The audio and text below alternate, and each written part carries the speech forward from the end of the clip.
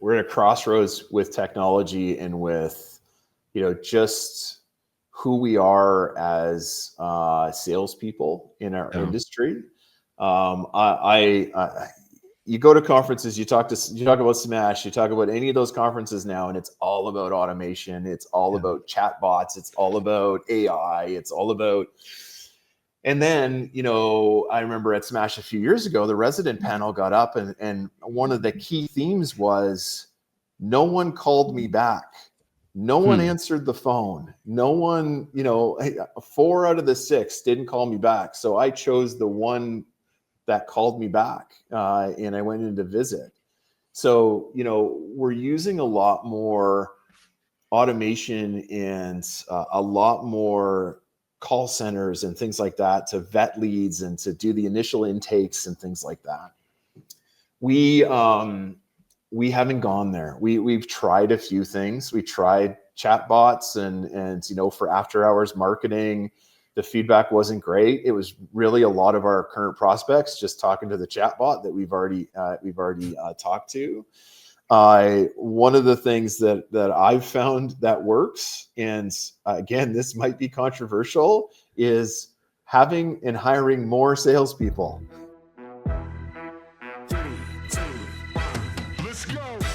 Welcome to The Move In, a senior living marketing podcast from Unlock Health, a full-service marketing partner for the aging services industry. Join us for candid conversations exploring the latest marketing strategies with the senior living community leaders and innovative solution partners who are moving our industry forward. Together, we'll build a community to build better communities. What if your most powerful marketing tool isn't technology or data, but it's the authentic stories of the people you serve? Hello, I'm Larry Williams, and welcome to the Move In Senior Living Marketing, powered by Unlock Health. That's exactly what we're diving into today, as I'm joined by Brad Bushby, Vice President of Sales and Marketing and Technology at Schlegel Villages, to explore what authentic marketing really looks like in our industry. From competing against isolation rather than each other, to leveraging data and technology without losing the human touch. Brad shares how authenticity and storytelling can elevate senior living, strengthen trust, and inspire connection. Here are a few things we cover in this conversation. Authentic marketing. Balancing technology with human connection by telling real resident stories. Collaboration over competition, uniting as an industry to combat aging and isolation. And storytelling in the green bench, using resident voices to fight ageism and elevate senior living. Let's get into it. We are on the Move In Senior Living Marketing, and I have a very special guest today, Brad Bushby. Brad is the Vice President of Sales and Marketing and Technology. And I'm going to go into that title a little later, but just wanted to go ahead and preface and say, this is what Brad's doing at Schlegel Villages. And Brad, welcome to the show. Thanks, Larry. Appreciate it. Happy to be here. Man. It's going to be a fun conversation. So I mentioned you as a very special guest, and I need to explain to the audience why I said that. So 2 years ago at the Smash conference, we hosted a lunch and invited you and your team to join us. And we, at the end of this lunch, we host it for what I call an unconference moment, where we actually host questions anonymously. And then we present it to all of the marketing thought leaders, the marketing leaders at the communities, so they can really go into detail of how they approach similar challenges. So we were going through the questions. And at the time, Dan Gimp, who I worked with, he stood up and asked a question, which is, why is everyone so nice in senior living? And it is a good question, because I've always wondered the same thing. You don't see the competition that some other spaces see. There's no blood feuds or anything. Well, everybody kind of giggled, but you stood up and said something that was really impactful to me in my professional journey, which is, we don't compete against each other. We compete against aging and isolation. And I thought that was really profound. And it really changed my mindset of really how to approach the space, how to approach content, how to approach even competitors. And so that's why I asked you to join this program today, and very thankful you did, and thankful for the mentorship that you've provided during that time. Well, it's interesting for me too, Larry, I come from some pretty competitive businesses, and I think you mentioned before the podcast even started, we use Gallup strengths. Competition is my number one strength. I am not happy unless I am competing against somebody in anything that I'm doing. And I think, I've learned in senior housing that it really is a place where we don't need to compete against each other. We're competing against people living at home longer than they need to, longer than is healthy for them. And there's better ways of living that we can provide this population that's aging. So, why not do it together? I loved, and I had to learn, coming in to this industry that,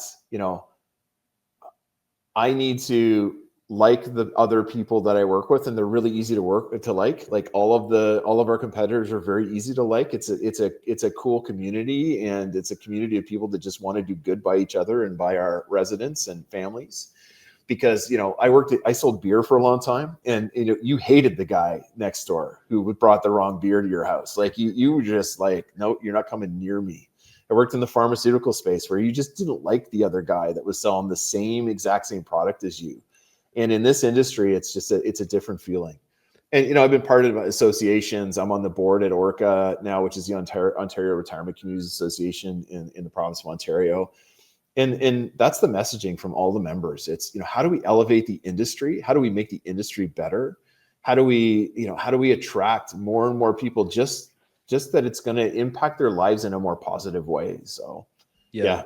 I appreciate you saying that. And I'm just writing down elevating the industry. And I think that's so important as we go to conferences and connect in these settings to really share best practices. And it's amazing to me how you have these communities that are in the same city who will share ideas. And I think it goes back to there's an abundance of opportunities, especially as we think about the baby boomer generation and then coming through to retirement age and what that looks like for this for this industry.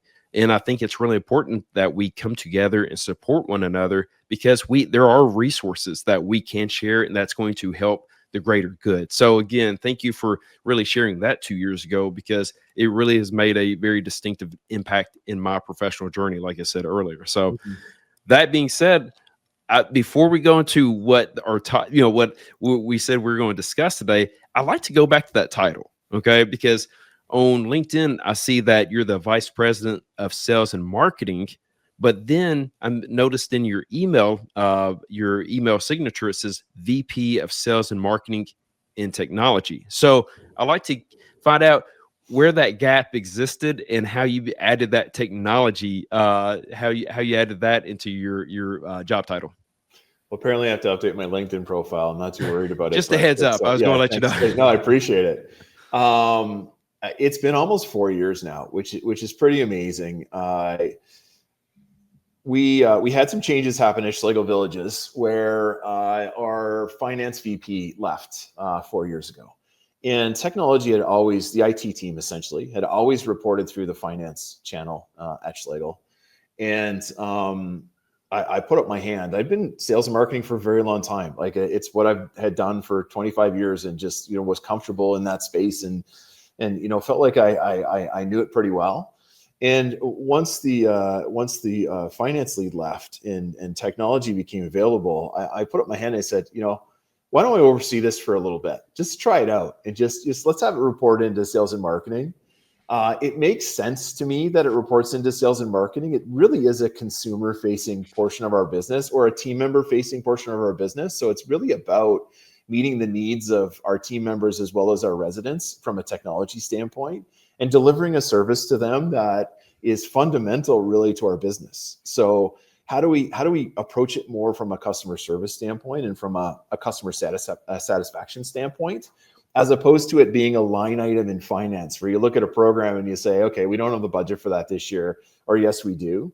I pride myself, and this is where I use my competition a lot internally at any company I work with. I pride myself on being able to influence up. And one of the things that I've done a lot of is just influencing up on adding value to our tech team by adding more people. We rolled out a tech concierge model where we have more people on the ground in villages, not only supporting our team members, but supporting our residents as well with their technology needs. and it's really delivering, a better experience for people. So, I still don't speak the language as well as our tech. I brought in a gentleman named Phil Black, who is brilliant, heads our tech team from a day-to-day operational standpoint. I basically tell everybody I just get them the resources and tools they need to do their jobs. But I've learned a lot about the tech space. I've learned a lot about things like cybersecurity. I've learned a lot about what we need to do to keep the lights on and add more value to our residents. And I think the industry, it's one of those industry things that we need to talk more about technology and get more together on a lot of these initiatives, because if we're going to build standards that work for us and work for our future residents, it's really technology based. And there's a lot of things that are out there that are super cool that are going to provide unique experiences for our residents as we proceed forward. But if we're not equipped, and a lot of, especially smaller operators, haven't invested in Wi-Fi networks and things like that they need. And I feel like I'm getting on a tangent when it comes to technology.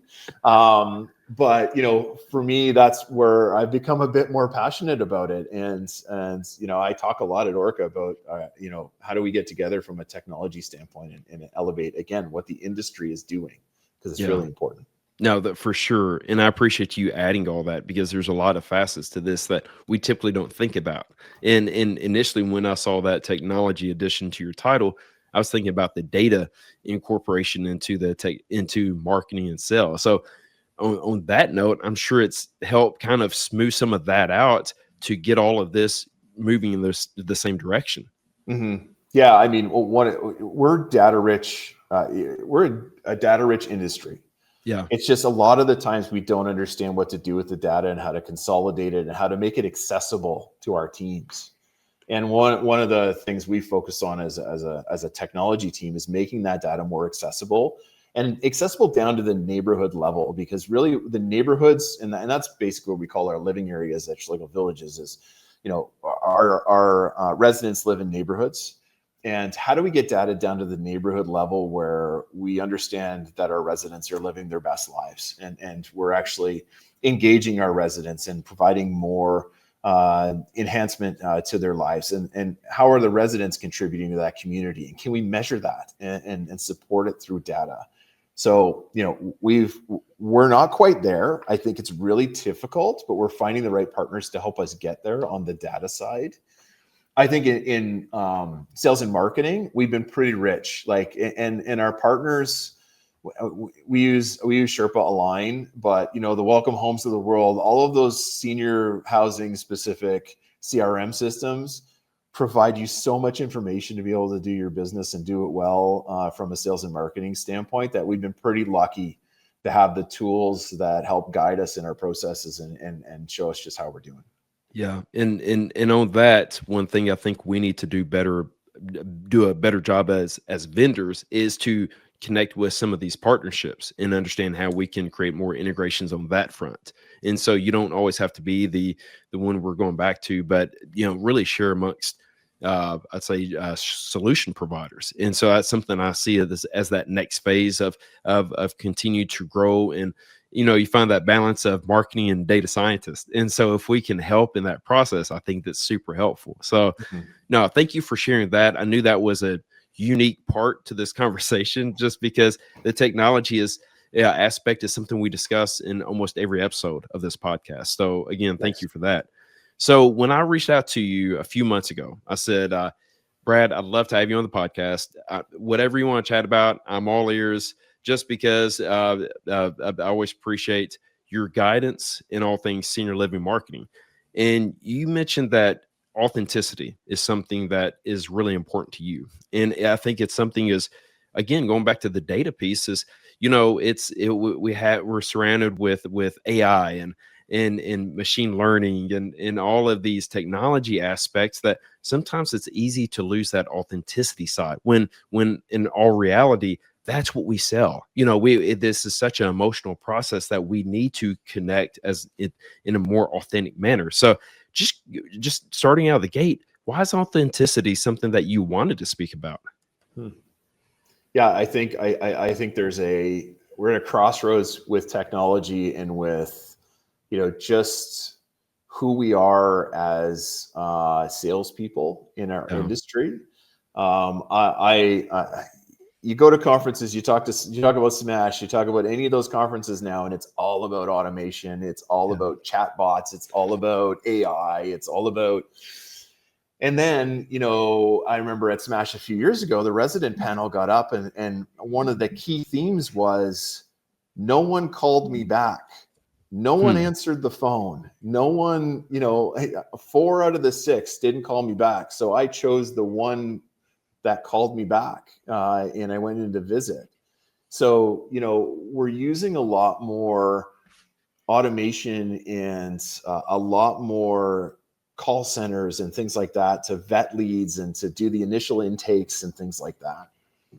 We haven't gone there. We've tried a few things. We tried chatbots and for after hours marketing. The feedback wasn't great. It was really a lot of our current prospects just talking to the chatbot that we've already talked to. One of the things that I've found that works, and again, this might be controversial, is having and hiring more salespeople in your villages. And I mean, Schlegel's we're not huge, but we have 5,200 suites, half of which are long-term care, which we don't sell. It's in Canada, long-term care is basically government funded, and we don't worry about placement. It's all done through third party.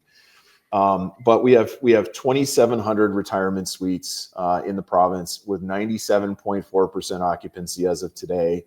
Through the pandemic, we never went below 96. Oh wow! We've been very consistent on our occupancy. We're growing like crazy. We're adding 3,000 suites in the next 5 years. We're one of the fastest growing senior housing companies, probably in North America, but for sure in Canada. And for me, somebody needs to answer the phone or get back. One of the most important metrics that I get out of Sherpa is how many hours it takes me to respond to a phone call. The under 4 hours, under 12, over 24. That's something that I look at and say, okay, have we reached our target of getting back to everybody within 24 hours? At least 80% of the people. Some of our villages don't have staff on the weekends and things like that. It's really important to me because at the end of the day, prospects are calling 5, 10 different villages, different homes, different retirement communities. A lot of people, they're doing more research online, so they're more educated when they come to us, but they still need a consultant to guide them through the process because it's really different than anything that most of us have done through our lives, right? This is a very new thing. You went to dinner and, mom tells you that she had a fall and she's not doing that great. And all of a sudden you start calling retirement homes to try and understand the service levels. It's not something you've thought about before that moment for the most part. So to have someone who is empathetic, that understands your situation, that can, walk you through either whether we're the right or the wrong community for you, that's important to me. And, we use a metric of about 100 suites per every salesperson, and sometimes it's more, sometimes it's less.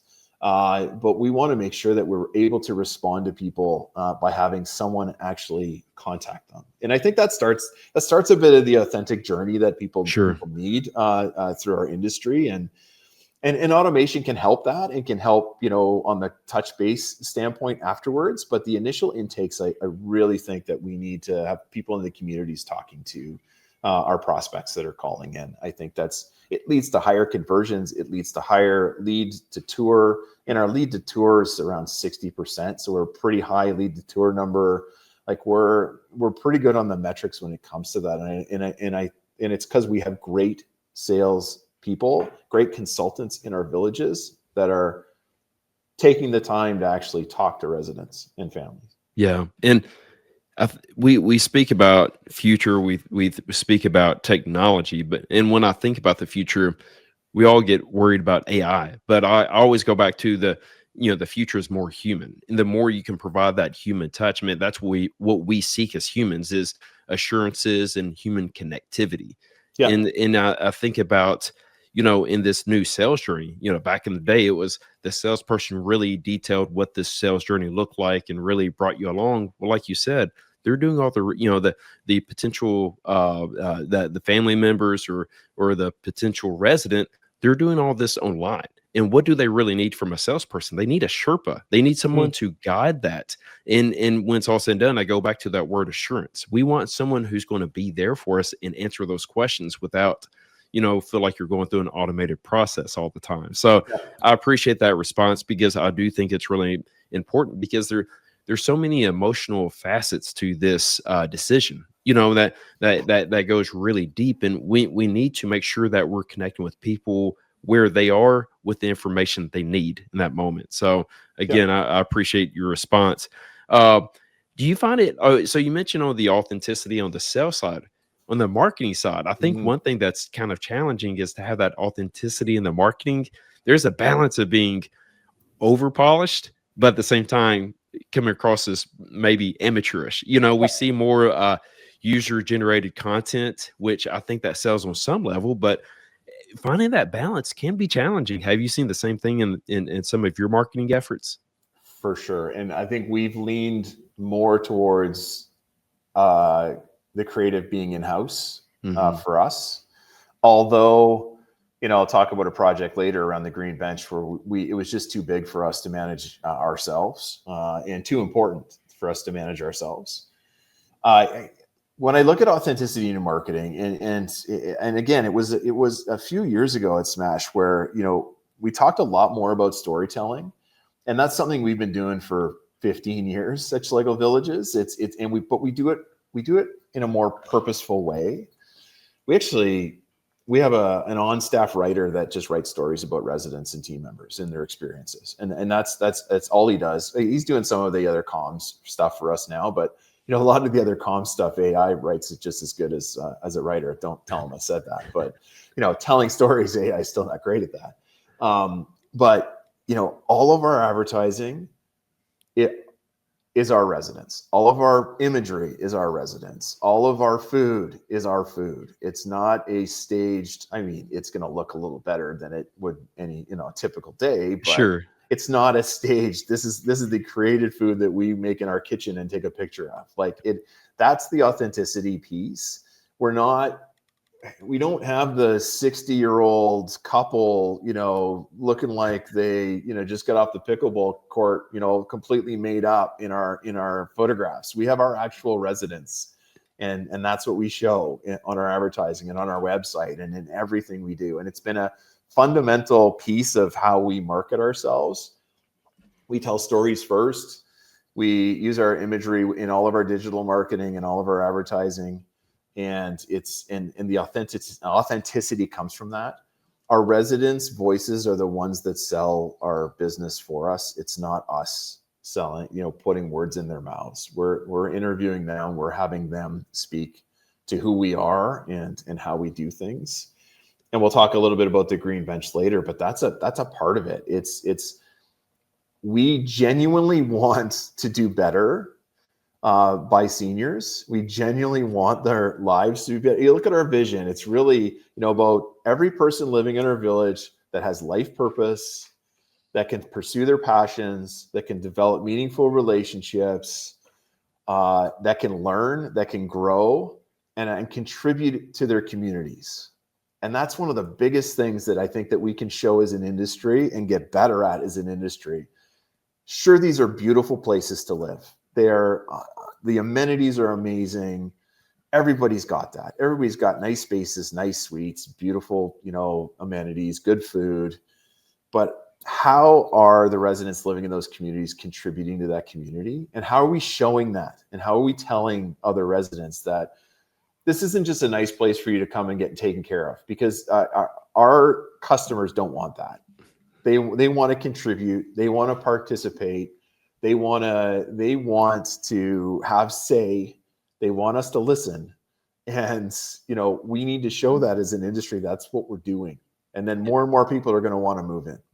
Yeah. No, I 100% agree. And I think far too often it's easy to start, go to the amenities. It's easy to get back to the features and benefits, but when it's all like said and done, people want to connect again. I'm going back to the connecting as humans and hearing those stories. Those we can really identify with those stories. And I always say that senior living has the best stories from the residents, their stories. The staff always has great stories of how they got into senior living and really what their roles are and how they go about that day to day, and even the geography. What's going on within that location. That so many great stories to unpack. And I just think about how we can continue to leverage and the excitement on that. I think we're just really getting into that. I think the future looks really promising as more short form videos come out and as we continue to leverage social media.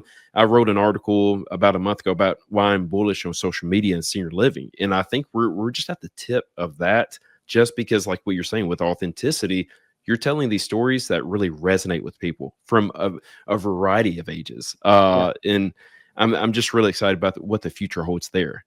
My daughter, I can't remember which one. I think it was my 22-year-old came to me yesterday. We're sitting outside after work.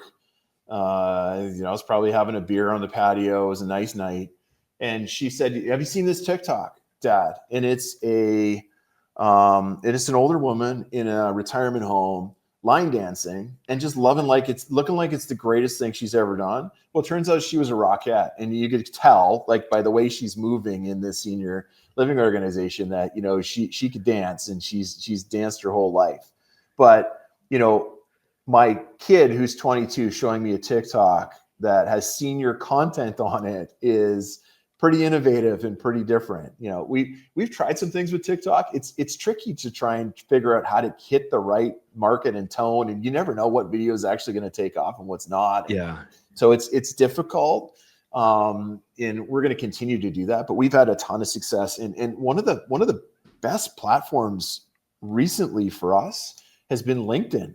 I think it's our GMs have embraced it, and they're telling stories of all the wonderful things that are happening in our villages through LinkedIn.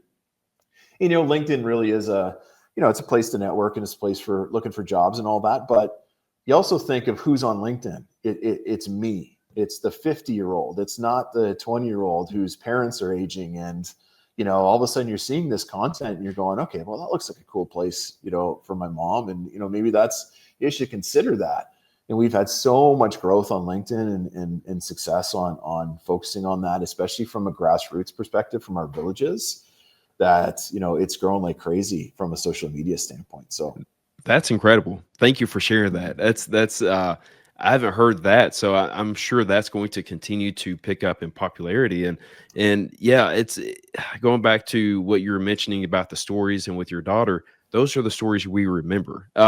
Just hosting this podcast, I think we're over 30 episodes into this, but some of my favorite moments from this podcast are stories that others have told us about, and so that stays with you. And think about how those stories, especially on social media, it connects with that passive audience, kind of staying in the background and really helping shape that narrative. But at the same time, just keep in the back of mind for when that time comes that someone's really looking to make a change or make a decision. That's what they remember. So I think that's really important to mention on that front. Now I'm going to go back to the conversation about your job title of combining sales, marketing, and technology.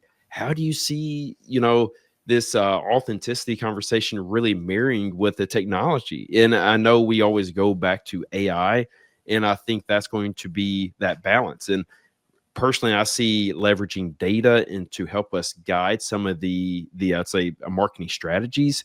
But do you have any thoughts on that front of really where technology and authenticity come together?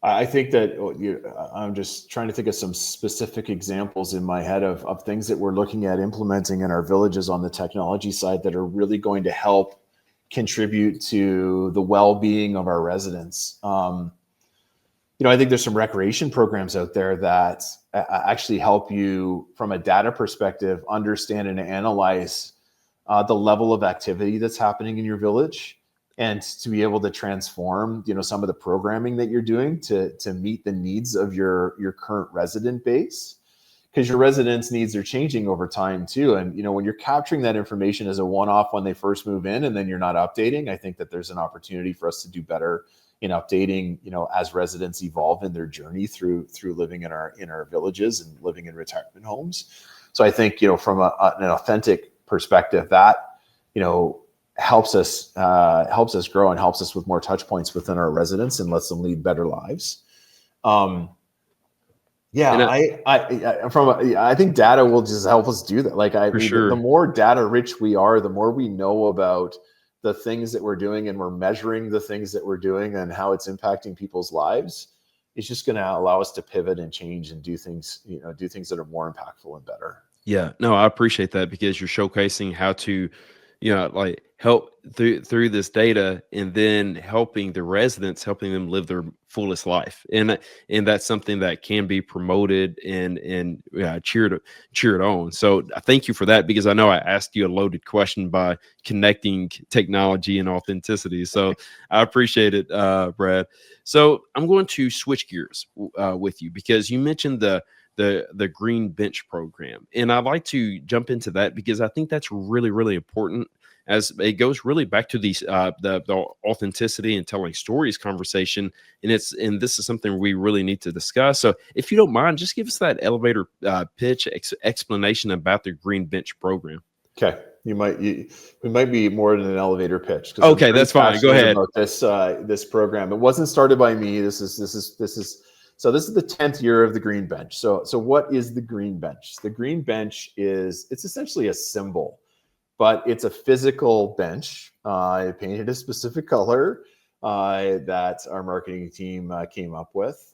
But what the Green Bench is, we take it to different places in the community. We have our residents sit on green benches and tell stories and share wisdom. So what it's designed to do is really combat ageism, really showcases that our elders have wisdom to share, and our communities are much richer when we take the time to actually sit and listen to them. So, we've got a pledge, an elder wisdom pledge that combats ageism. We've had over 1,000 people sign the pledge. Every village does an elder wisdom Green Bench program in the month of June, which is Seniors Month. So they'll take the bench into communities, and they will have our residents sit on the bench, and people will walk by and just sit down and have conversations with our residents. And we do it every single year. Through COVID, we couldn't do it. So we actually created a podcast, and it's Stories from the Green Bench podcast. It's pretty cool. Our co-hosts were always a resident from one of our villages. And it not only for the co-hosts, but the people that participated in it, they got to tell their stories. And there's some pretty cool wisdom and some pretty amazing stories that come out of the program. So this year was 10 years. So we talked about, what do we do this year for its 10th anniversary of the Green Bench? So what we decided on was we want to take it more global. And we've had some conversations and some connections with some people overseas and some in different places where, they've asked us about the Green Bench, and we've showed them how to execute the program. But we wanted to take it global. So we asked our residents to submit basically a letter to us and tell us about a place they would like to sit on the Green Bench that's meaningful to them. And we picked 5 of those stories and traveled to those places with green benches and brought the residents with us. We also asked residents, if you could pick a dream place to go that you've always wanted to go that you've never been, tell us about that too. So we combined the two and took 5 more residents, so 10 residents total, to places where they had dreamed about going. So the bench this summer went to St. John's, Newfoundland, which is east coast of Canada. It's a pretty cool place. So we had a resident from St. John's that wanted to go back and experience St. John's again. So we took her there. We went to London, England, which I will caution everybody, London, England is a wonderful place to travel to with a group of 15 people, but do not try to ship anything internationally to London, England. There's some pretty crazy rules around. So the Green Bench, which, doesn't cost a lot of money. They're a few $100 to put together. Ended up costing me, I think, about $1,500 at the end of the day by the time I shipped it to England. But did it arrive on time though, Brad? It did, Okay. and we made some friends there at a retirement community.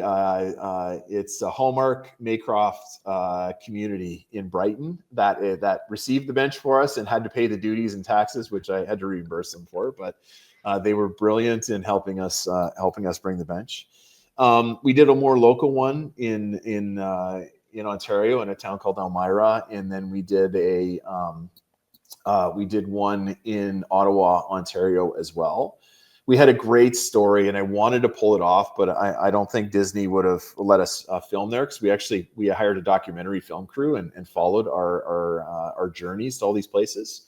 But we had one story. It was a lady who lived in one of our villages in Windsor, Ontario, and we took the green bench to a library. And a young 12-year-old boy went and sat on the bench with our resident from St. Clair, and they hit it off. And they have this mutual love for Disney. And so we tried to figure out how we could bring them both to Disney with a green bench. And we couldn't pull it off logistically with the film crew and with rules and all that stuff, because and then this is where this thing is going to get wheels, because we hired I vetted about Ted Hudson, and Ted's the guy that runs the program on my team. He's ran Elder Wisdom for 10 years. It's his passion. He's amazing. And it's his personal project. But Ted and I vetted about 8 different production companies. So we even talked to some Hollywood producers about filming a documentary following the journeys of our residents and these people that have won the opportunity to go to these places that they'd never been before. So we hired a film crew out of Ottawa, Canada. They're a documentary film company. The Schlegel family invested significantly in this film crew. And I've seen some of the footage, and I participated in the London trip. And the documentary that's going to come out of this is going to be impactful, meaningful. You will cry 10 times over. Just as an example, the gentleman we took to London, England, his name is Doug Robinson. Doug Robinson is one of the coolest, neatest people I've ever met. He was our podcast host.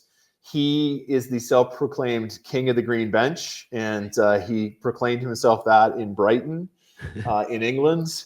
And Doug originally grew up in London. We went back to his house that he grew up in. We went to the tube station where he used to hide during the Blitz. Wow. We took him to his where he worked as a young 20-year-old in hospitality in a fancy hotel in London. We took him to Brighton, and this is part of the video I've seen where you just tear up, because he talked about he used to court his wife in Brighton on the beach, and talked about how 70 years ago this is where he would take his wife to court her, and they've been married for 65 years. She has Alzheimer's, and she doesn't recognize Doug anymore, but they live in the same long-term care home that we operate. And then the other gentleman, and this is another crazy story too, but just seeing Doug's reaction to all these places and all these things, and just his recollection of his experiences as a younger man, and just him reliving them through being there and sitting and talking to people in Brighton and sitting on the bench. It was probably the most meaningful thing I've ever done in my career. Wow. The other gentleman we brought, and this is a crazy story too, his name's Bob. Bob lives at the village of Tansley Woods, which is in Burlington. It's a retirement home. Tansley Woods is a huge community for us. There's about 600 suites at Tansley Woods. It's a very large property. So Bob won the opportunity to go to London, and he won because his story is he ended up at Tansley Woods because him and his wife were involved in a car accident, and they were hit by a drunk driver, and his wife passed. And Bob ended up living in our village because he needed some care because of that accident. And as a younger senior, would never really have moved in unless something like this had happened. And him and his wife had planned on going to Europe and had never been. So we took Bob, and we took Bob's daughter, and Bob's granddaughter came along as well. So we got to experience the things that Bob wanted to experience with his wife in England with his daughter. And I'm going to read you something. So afterwards, we send a note to all the people that have participated in this travel. And one of the questions is, what piece of wisdom did you gain during your trip? And this is Bob's daughter, Sarah, who went on the trip with Bob. So Sarah said, I know that everyone has their own special life story. And she talked about Doug's being fascinating. So she was there for all of Doug's stuff too. His wisdom is gentle and strong. One thing I did learn about myself is that I don't give my dad the credit and strength he deserves. I thought this trip would be very difficult for him. The plane, the train, transfers, getting to washrooms, etc. I learned I have to trust my dad and let him do things for himself instead of jumping in to just fix things. The quick way isn't the right way. I need to slow down and listen more. We need to do this with all of our elders. So Sarah's experience with her dad on this trip really speaks to how, philosophically we look at our residents, and, they're adults. They make their decisions. They make their own choices. They choose to, even if they have difficulty in walking to places, and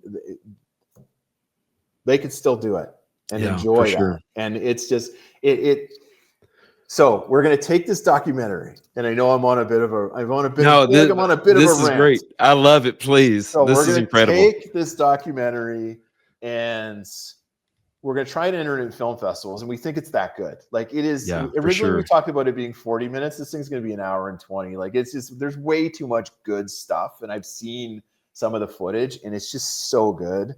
And the cinematography is great. Like this company we hired is just amazing, incredible. They're called Sandbay. They're out of Ontario.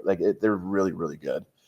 And we want to take this thing to film festivals, but we also want to take it to senior living conferences and host, screenings of it. And that's a great idea. And have panels around, here's what people learned on this journey.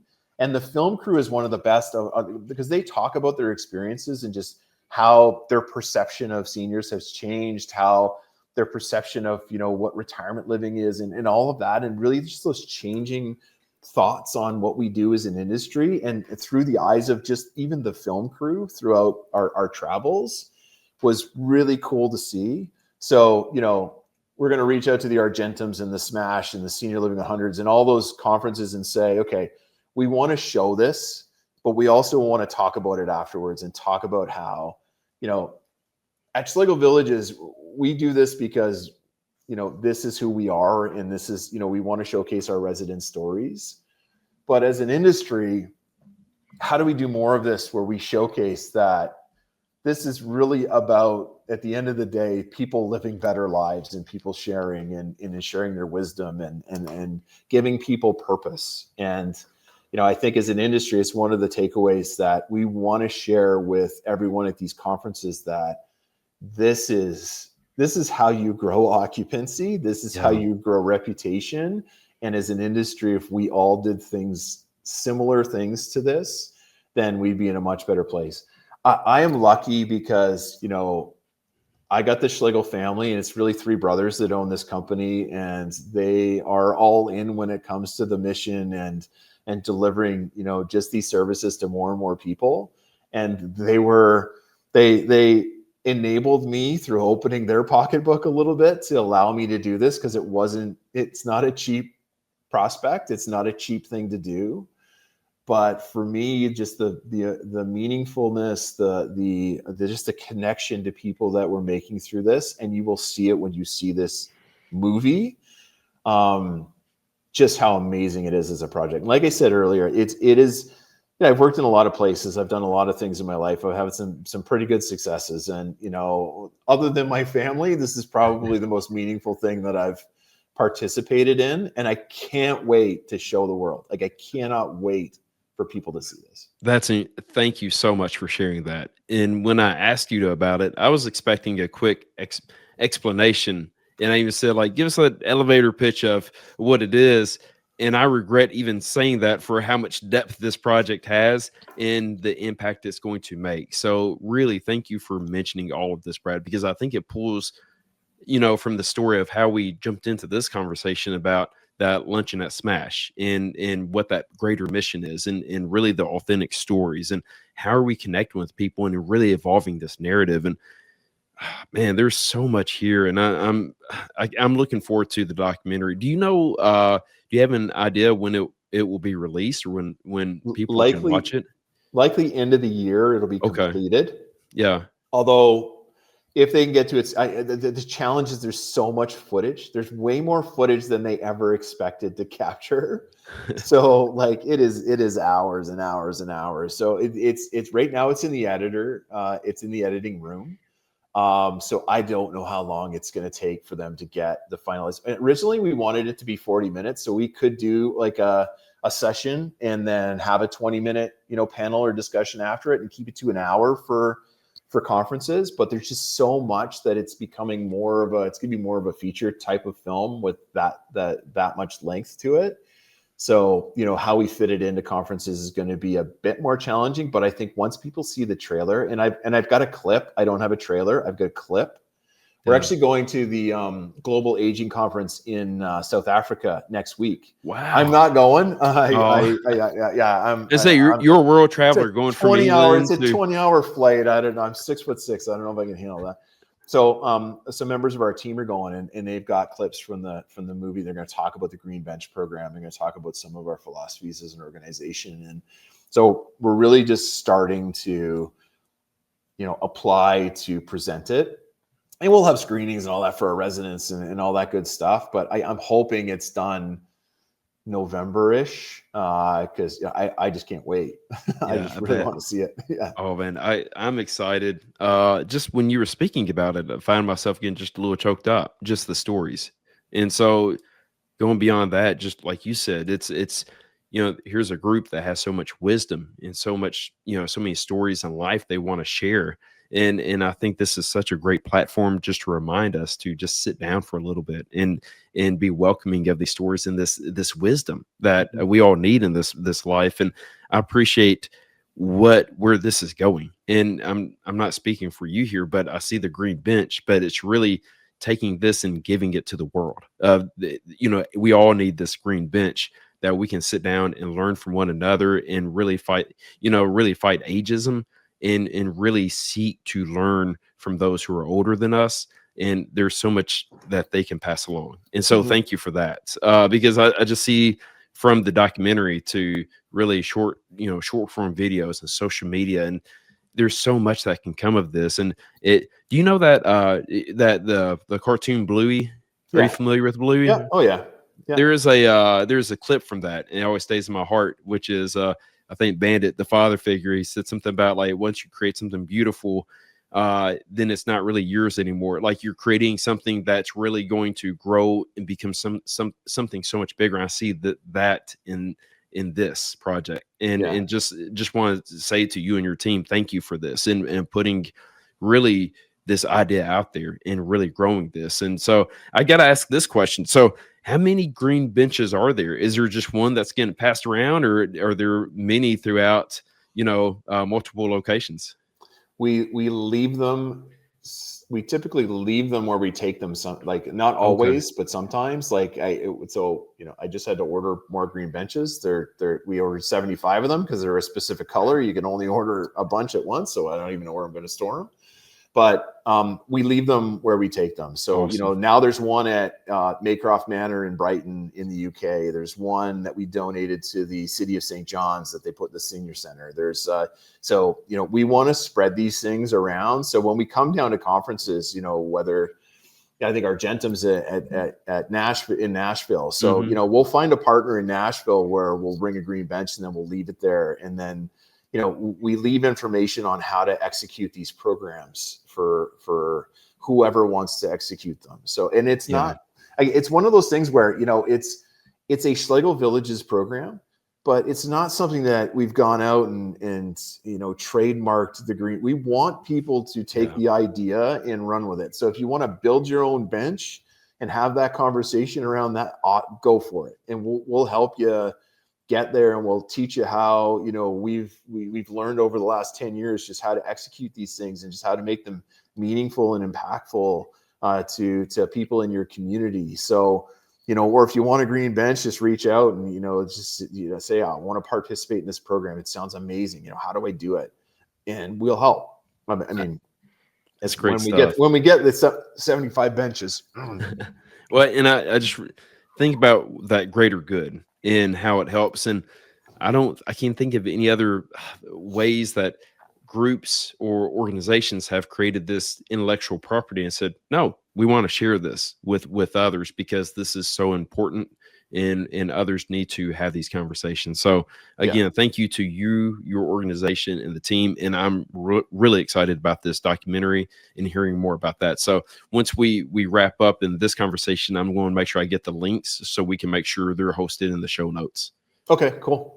Great. Amazing. Brad, I've taken more of your time than I promised. I told you it was only going to be 30 minutes and we're at 47. So I apologize for that, but man, what a great conversation. I just want to tell you, thank you again for joining me today. Like I said, you're always someone I could reach out to for advice, and you're always there. I appreciate that. And thank you for the leadership in this industry.